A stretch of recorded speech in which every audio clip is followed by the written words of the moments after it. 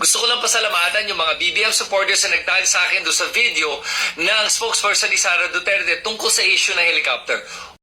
Andito na naman si Kristan. Wala nang intro-intro. Ready na ba kayo? Let's do this. Laruin ko lang ha.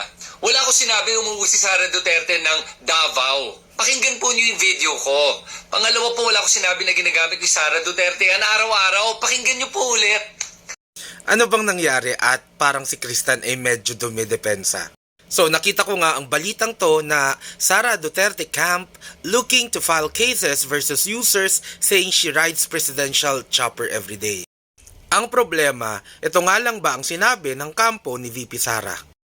Ayon kay OVP spokesperson Reynold Monsayak, si VP Sara ay hindi gumagamit ng presidential chopper araw-araw lalo na for personal trips. Sinasabi niya na ginagamit niya lang ito for official work and function depending sa urgency at sa schedule.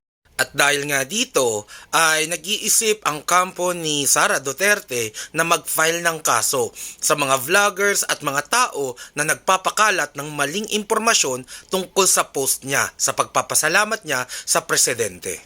So ano nga ba ang ambag ni Kristan sa issue na to at nagpakalat din ba siya ng isa na namang fake news tungkol sa vice presidente? Nakita ko tong post ni Sara Duterte na nagpapasalamat kay BBM sa paggamit ng helicopter ng Philippine government para sa kanyang personal use para makauwi siya sa kanyang mga anak. Kristan, oo, hindi ka nagsabi na ginagamit ni Sara ang chopper araw-araw. At hindi ka din talaga nagsabi na ginagamit ni Sara ang chopper pa uwi ng Davao. But you said the worst. Okay lang naman na gamitin ni VP Sara ang chopper araw-araw at okay lang na gamitin niya to pauwi ng Davao especially kung para lang naman to sa official use. But you saying na ginagamit ni VP Sara ang chopper for personal use? That's even worse.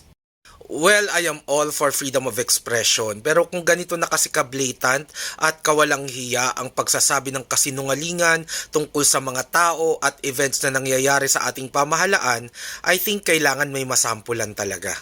We have here Jerica Canindin na sinasabi na yung chopper ay ginagamit para ihatid si VP Sara kung saan yung mga anak niya. We also have here Dino Singson de Leon na isang lawyer pero ang bilis sabihin na corrupt si VP Sara kahit wala namang napapatunayan. Maraming iba pa na nagsabi pero lastly we have Kristan who blatantly said that Sara is using the chopper for personal use.